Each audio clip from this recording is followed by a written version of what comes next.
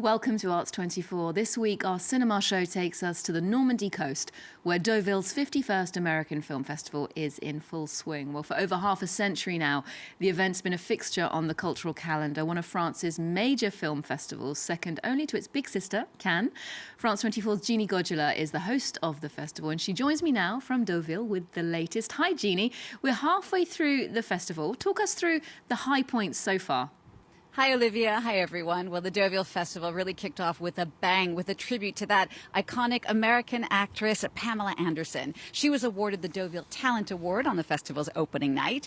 The former Baywatch star has actually become a bit of a darling when it comes to independent cinema in the United States in recent years, particularly thanks to the film The Last Showgirl, directed by Genie Godula, that earned Pamela Anderson several acting nominations, including a Golden Globe nod. Now, Pamela Anderson is a huge fan of French actress Isabelle Huppert, and she's often said how much she admires the actress, so she really got the surprise of her life when Isabelle Huppert actually gave a video message to present the award to Pamela Anderson here in Deauville. Now, in her acceptance speech, Pamela Anderson also said how grateful she is to be part of pop culture and how much it was really cinema that helped her through some of the most difficult times of her life. I'm humbled to be the one standing here before you tonight accepting the Talent Award in this important, glamorous, and historical film festival in Deauville. I'm tickled to think of all the actors I admire who have stood here before me. I have always kept secrets. My secret love of cinema, of classic literature and music, the love and necessity of creating and playing characters.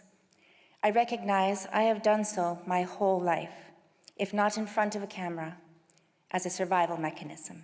Anderson actually spent several days here visiting Deauville and the area. She even got a traditional beach bungalow named in her honor. Now, this is a tradition that goes back decades here at the festival, with everyone from Gregory Peck to Meryl Streep to Harrison Ford getting their own beach bungalow named after them, a little bit like Deauville's very own Walk of Fame. She certainly entered the canon there in Deauville. And another Hollywood icon was honoured at the festival this year. 92-year-old Kim Novak received an Icon Award, a chance for the former Hitchcock heroine to present a new documentary made by Alexandre Philippe. It's called Kim Novak's Vertigo. Aurore Dupuis takes a look back at her career. At 92, she still lights up the red carpet. Kim Novak brings with her a breeze of nostalgia, the golden age of Hollywood, of its myths and legends. Amongst them, the heroine of Vertigo by Alfred Hitchcock. Why did you jump? No, I can't tell you. Why did you jump? What was there inside that told you to jump? Please. What?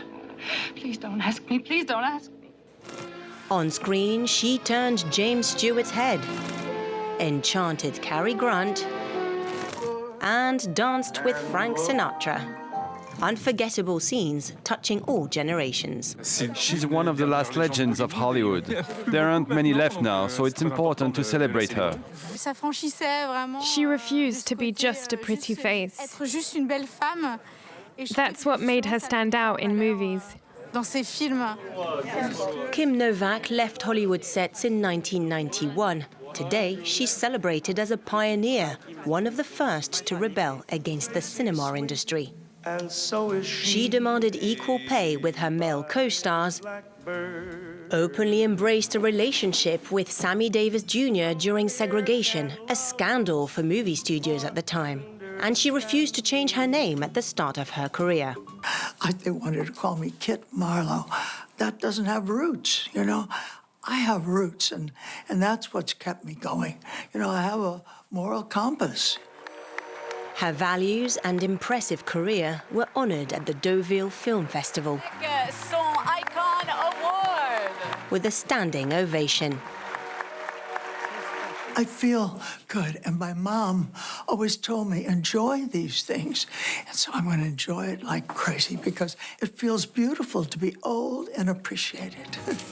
Already given a Lifetime Achievement Award at the Venice Film Festival, Kim Novak keeps captivating the world as a living legend. And as well as classic Hollywood, Deauville's also famous for its competition of American independent features. Over the past years, we've had indie hits like Little Miss Sunshine, Whiplash, Being John Malkovich screened there. What stood out for you in the competition so far? Well, so far, one film I particularly liked is called Omaha. This is a first feature film from director Cole Webley. It's a family drama that stars John Magaro, who the viewers might remember from Celine Song's film Past Lives. He plays a struggling widower who takes his children on an unexpected cross-country road trip after a family tragedy. Omaha was a breakout hit at the Sundance Film Festival earlier this year, and it seems to have conquered its French audience in Deauville as well. Take a look.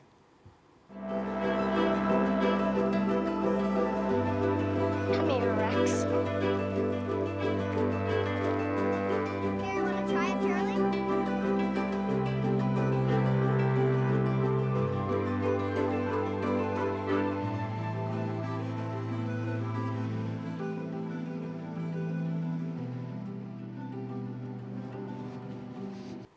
Another film in competition in Deauville that's getting a lot of buzz is called Sovereign, written and directed by Christian Swagel. Now, this crime thriller stars Nick Offerman, who you might know more from a comedy role in the TV series Parks and Recreations, or from his Emmy Award-winning role in The Last of Us. Now, here he plays a firebrand anti-government anarchist who's fighting a government foreclosure. The film also stars Dennis Quaid, who plays the town's chief of police. Here's a bit more from the director himself. You know, we wanted to make a film that accurately reflected a section of American life and a section of America right now that's not very discussed. And, you know, this was a true crime. It was a story that actually happened in 2010. And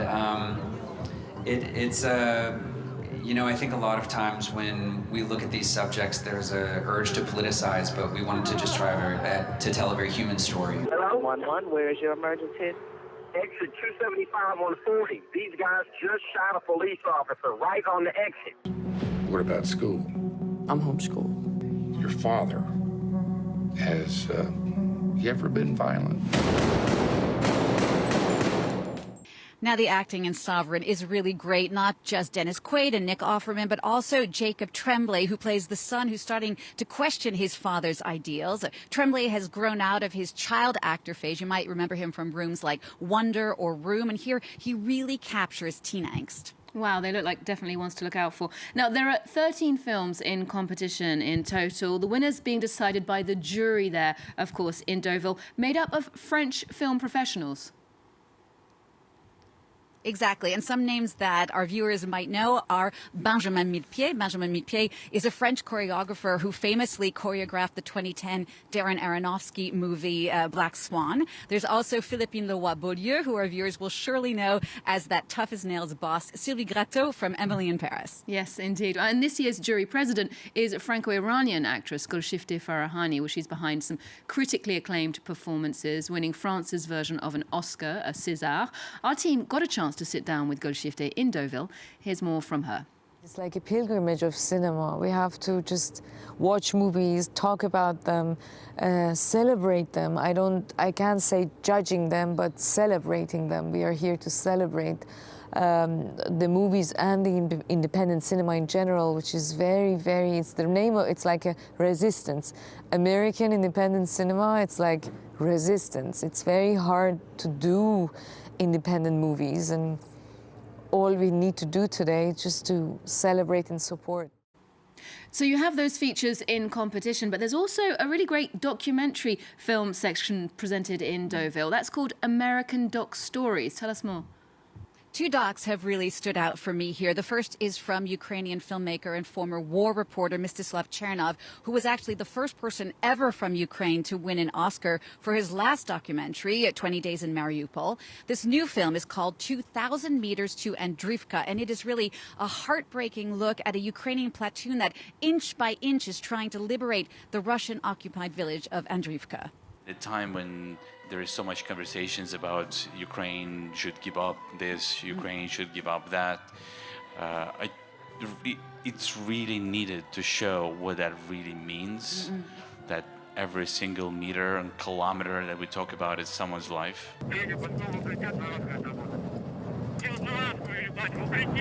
Ukrainian forces have now launched their much-talked-about counter-offensive. Expected to be the biggest military operation in Europe since World War II.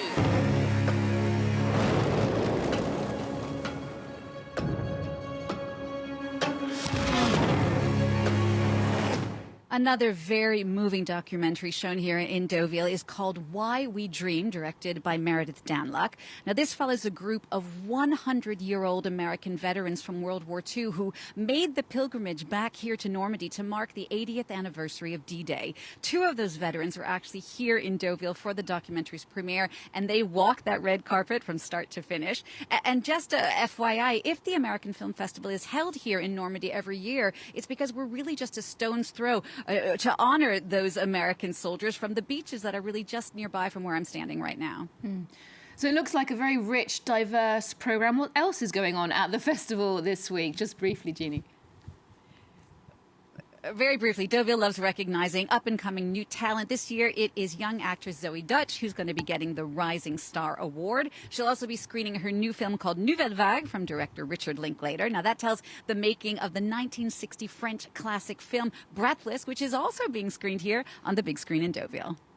Indeed, and the Deauville Film Festival wraps up on September 14th with the closing film. It's a French film, Private Life, starring Jodie Foster. I'm sure the audience will be keen to see the bilingual actress showing off her French. Thanks so much for that roundup, Jeannie, and do enjoy the end of the festival. We'll leave you with a clip of Rebecca Zlotowski's Private Life. Join us next time here on Arts 24 for more movies, arts and culture. There's more news coming up just after this.